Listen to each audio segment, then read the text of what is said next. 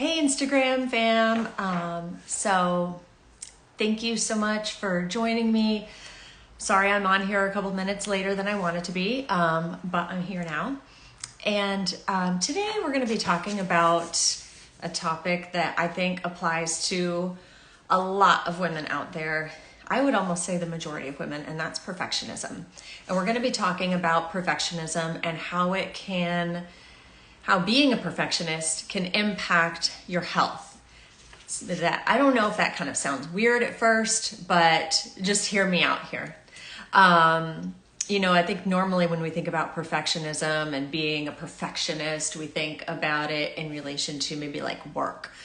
But chances are, if you have perfectionist tendencies in the realm of your career, you probably kind of transfer those tendencies into pretty much all areas of your life, from like your relationships to how you keep your home to I don't know, like your appearance, your wardrobe, and of course your health and how you take care of yourself, your wellness. So that's what we're going to be talking about today. We're going to be talking about how perfectionism impacts your health and what you can do to kind of keep it from holding you back.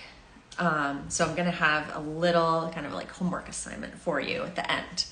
So before I go on, so for those of you who don't know me, my name is Jen Costanza. I'm an integrative nutrition health coach. And I love helping women who are super driven perfectionists oftentimes. I love helping them, use nutrition, movement, mindfulness, and lifestyle changes to deal with stress, lose weight and get fit and feel really confident about their bodies, and also boost their energy so that you have, the mental and physical energy to do all the creative, awesome things that in your life and work and in home that you really want to do. So let's go on. And if you have any questions while I'm talking, please pop them in the chat. Or if you are watching the replay, give me a hello and leave any questions that you have in the chat. And I would love to get in a conversation with you. So what does perfectionism look like? I'm going to share with you a little bit about my own story with perfectionism. And I would put myself kind of squarely in the category of recovering perfectionist. So that doesn't mean that I've been able to completely leave perfectionism behind, but it's something that, it's kind of like a constant work in progress. So one thing, if you know me, you know that I also write a blog. And so I'm going to be kind of covering some of the things that I covered in that blog the other day. And when I was writing it, I was thinking about, the times in my life, like when did I really realize I was a perfectionist? And in retrospect, where can I see perfectionist tendencies kind of coming into play? And one of the earliest memories that I have is, when I was in like 3rd and 4th grade, I started taking saxophone lessons. And I was actually really good at the saxophone. I took to it easily. But for whatever reason, I didn't want anyone to hear me play it. I was afraid I think it was just a fear of being judged or made fun of or whatever. And I would come home to my grandmother's house, and I would take my saxophone and go hide in the back room, where nobody could see me. They probably could still hear me now thinking about it now, but I kind of had it in my mind, if they can't see me, maybe they can't hear me. And I would practice my saxophone there. And so that's kind of like my earliest memory. But another thing, and maybe this relates to you too, later on, later on in high school, and definitely this is probably more like in college, you start learning about what happens in like job interviews and how you go on a job interview. And, you learn that you're going to have to be able to talk about your strengths and your weaknesses and all of that. And I'm trying to like name my strengths, and I'm like, I think I might be a perfectionist. I literally thought, hey Sam, that, perfectionism, that was something that I should aspire to.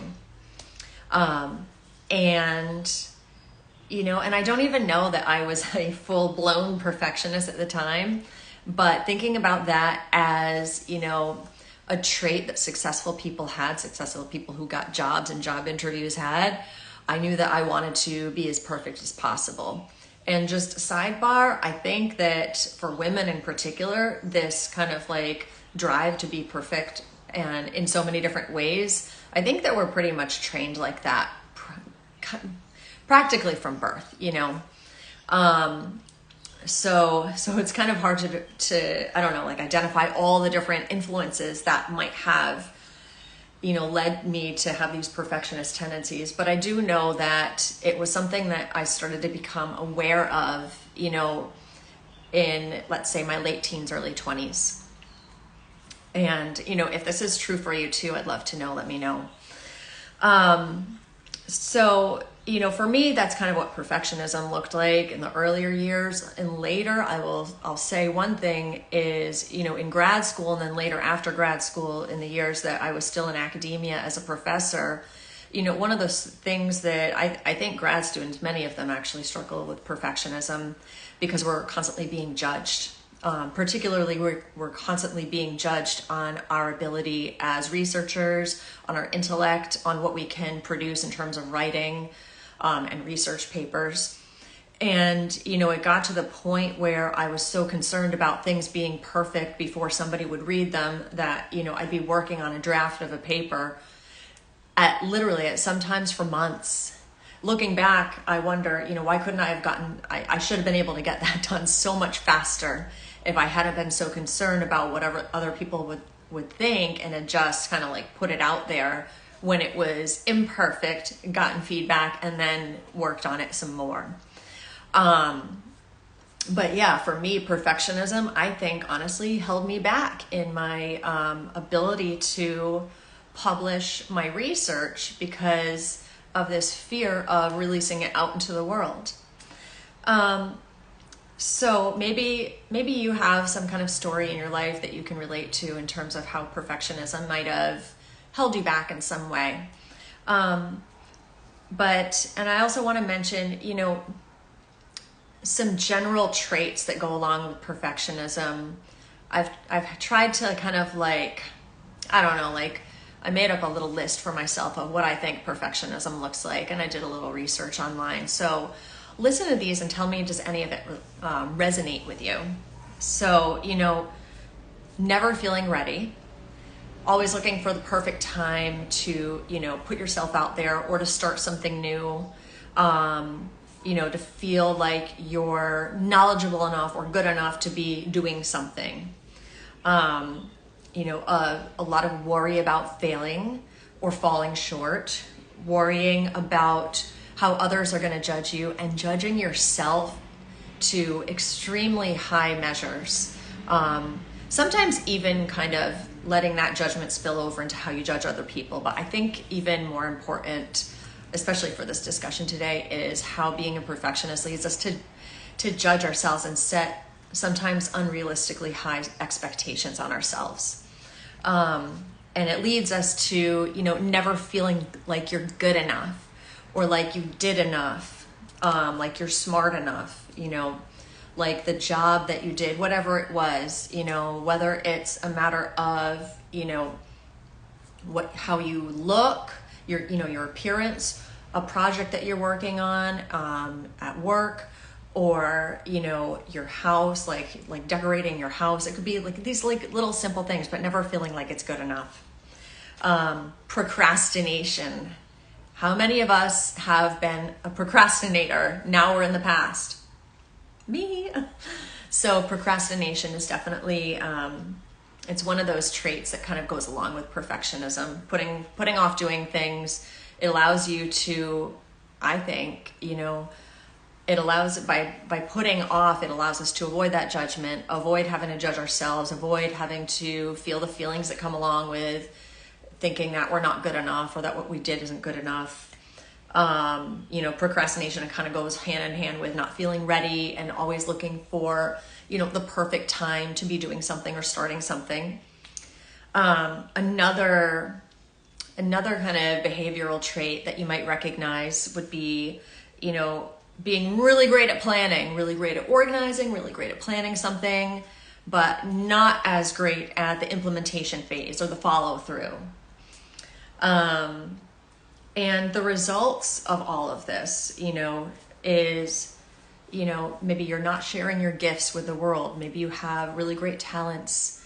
You're smart, you're skilled, but you're not fully sharing all of those gifts that you have with the world. A second result of perfectionism is not reaching your potential. And it could be, not reaching your potential at work. I think that this might be a good time to talk about, segueing into talking about your health, because we could also say, that perfectionism can keep us from not reaching our potential when it comes to our health and wellness. So tell me, in the comments, if you're listening or if you are watching the replay, does any of that sound familiar to you? Do you feel like you could, do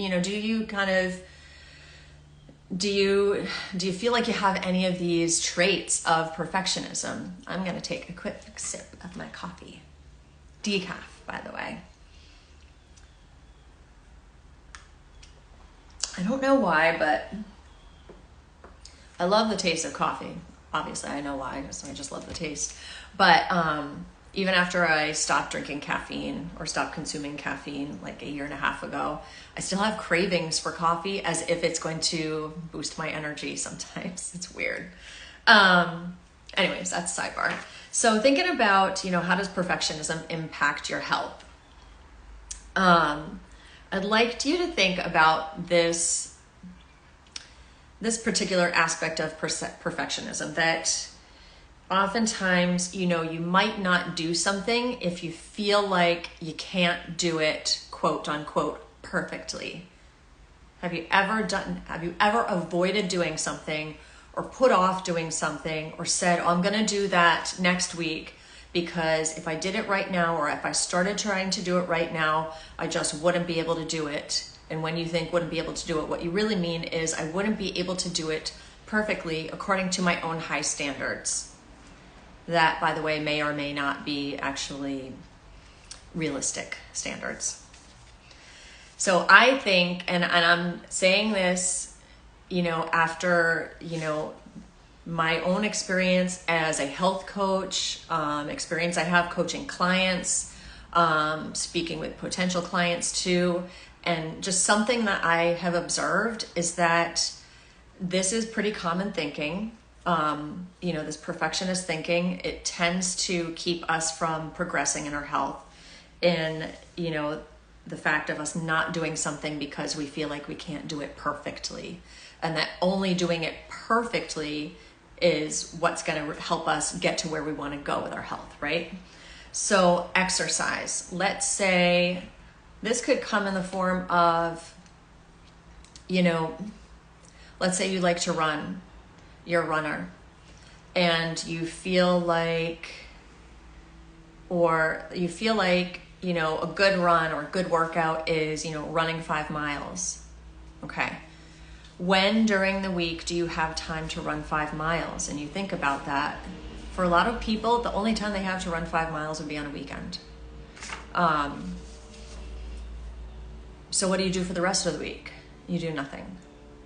So instead of just using the time that you have available to you during the week, maybe on Monday through Friday, maybe you have, you could find like a 30-minute space to exercise, but you feel like that's not going to be good enough because you need an hour or you need an hour and a half.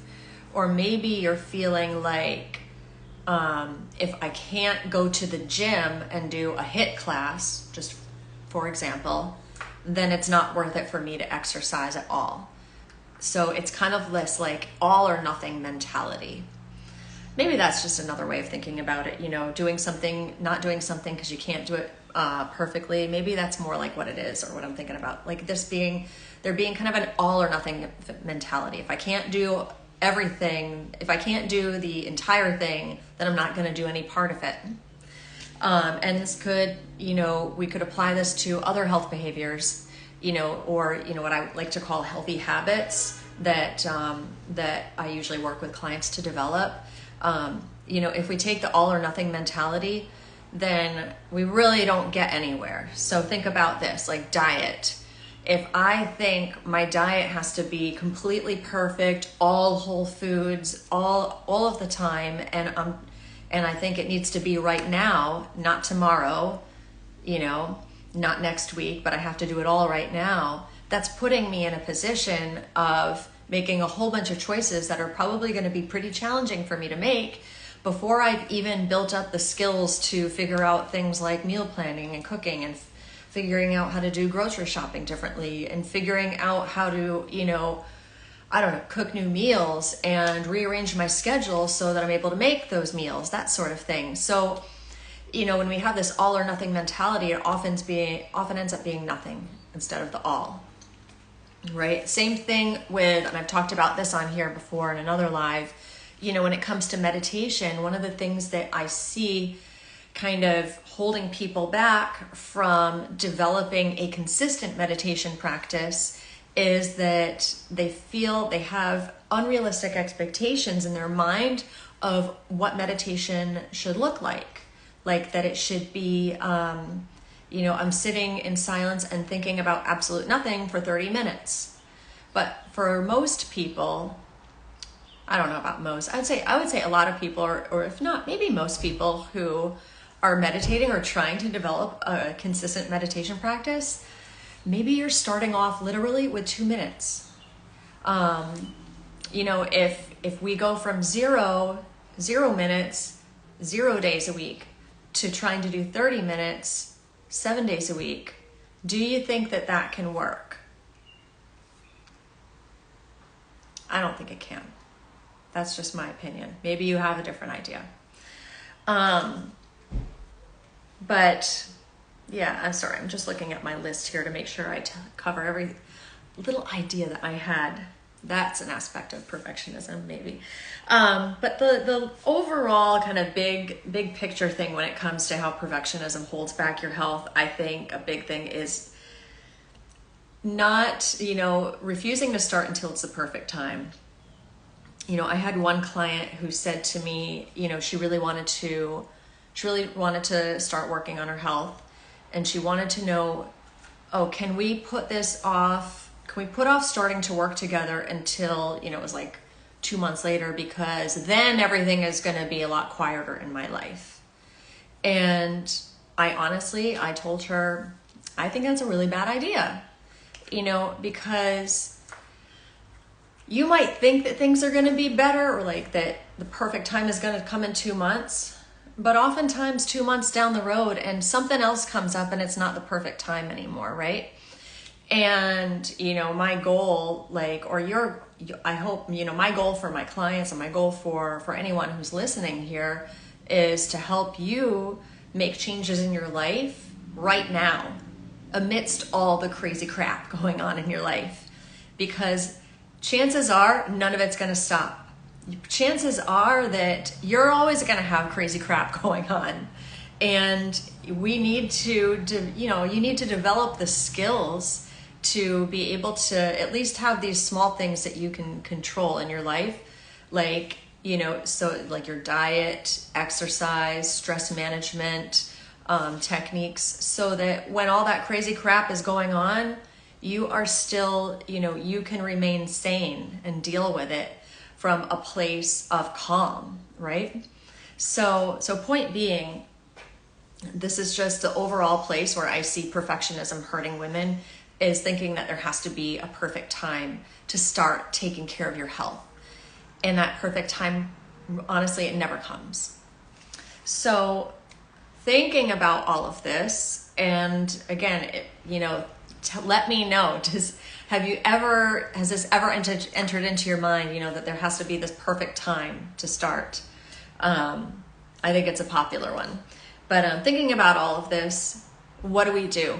What can we do to overcome perfectionism? I think that, I think that I could probably write a book on this, to be quite honest, and people have written many books about this, but I'm just going to give you one little kind of like homework assignment to work on today. And in all honesty, it's a homework assignment that my coach gives to me. And I think it's really useful to think about it in this way. It's to aim for B minus work. Aim for B minus. And that might seem pretty jarring if you are a perfectionist and you feel like you're a person that's always aiming for greatness, because I'm basically telling you to aim for mediocrity. And it's kind of funny too. Just one way I think about it is when I'm aiming for mediocrity, if I'm like a super perfectionist, me aiming for mediocrity is kind of, it's kind of like a reality check on you in a sense, because you have such high standards. So when you aim for mediocrity, you're still going to be doing awesome, right?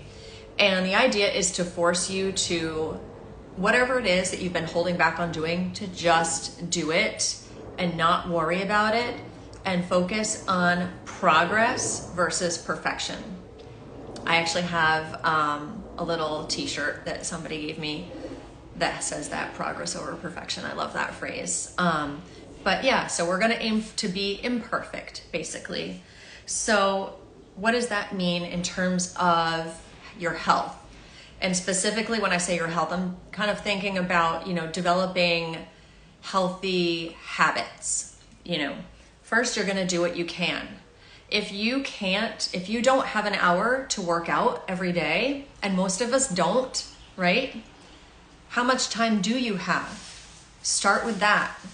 10 minutes is better than no minutes, right? So do what you can. And even, when it comes to exercise, do something that, the point is to get your body moving, right? So just do something that you enjoy and that feels easy and that you can do. And then, you'll keep moving on from there, and you'll see where it takes you over time.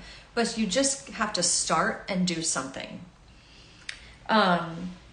Second, allow yourself what I call, deviations. So, when I work with women in terms of, food and nutrition and diet, I like to work from what's called the 80-20 rule, or some people call it the 90-10 rule, where basically, you're focusing on eating well and nourishing your body with healthy foods for the most part.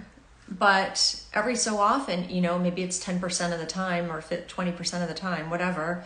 Point being, occasions, you're going to indulge, so when I feel like indulging, oftentimes I walk down to the bulk food store and I get a handful of chocolate covered almonds. That is one of my favorite indulgences. It used to be ice cream, but dairy makes me sick now. But point being is that it's okay to eat and indulge sometimes. We don't want to do it every day, and then if you do, even if let's say that you had a weekend away and you feel like you strayed from your diet, or from the way that you want to be eating, right? It's Monday. What are you going to do? A perfectionist would say maybe, well, I screwed up. It's all done. But what would a person aiming for B minus work do? They would say, that happened. I'm going to move on and I'm going to get back on track with what I was doing before. No biggie, right? Third tip here for what would B minus work look like. Taking small steps. If you're not eating any vegetables in your diet right now, maybe your first step is to is to add 1 serving of vegetables per day into what you're normally eating. One thing that I often work with clients on is just starting with breakfast, figuring out a morning routine that includes a healthy breakfast.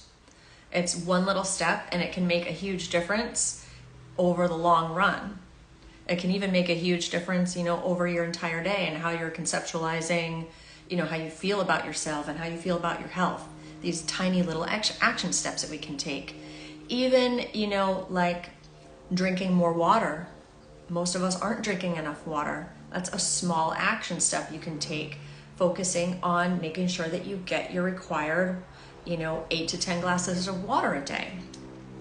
And the final thing that I would suggest to you for kind of getting over the perfectionism hump and, taking back your health is, starting today, not waiting for tomorrow, not assuming that next week is going to be easier, because it won't be. It really won't be. It's not going to be any easier next week. It's not going to be easier next month. Even if the things that you have going on in your life or in your career or whatever are just totally nuts right now. And I say this, with total, if you have crazy things going on in your life, I feel for you, and I have been there myself. But I also know from my own experience and from working with clients who've also had this experience, that when you are able to, take control of this one thing in your life, your health, it is so much easier to deal with all the crazy crap, going on at work, or going on in your relationship, or going on, with your kids, or in your home life, or whatever.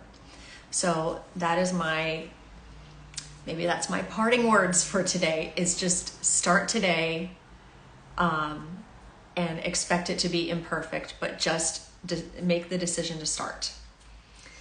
So I think that's all I have to say today. If any of this, if this resonated with you, if you have questions, if you have, if you feel like, oh my God, I am such a perfectionist, this totally applies, I would just love to hear about that. If you feel comfortable about it, leave a comment on this video, and I reply to all my comments, and I'd love to hear from you. And if it's just something that you want to say to me personally, drop me a message, and I can't wait to hear from you. And that's it. So I am off to the beach now, believe it or not. I'm taking the afternoon off today. So I hope that you all have a wonderful Friday, a fantastic weekend, and I'll see you all soon. Bye-bye now.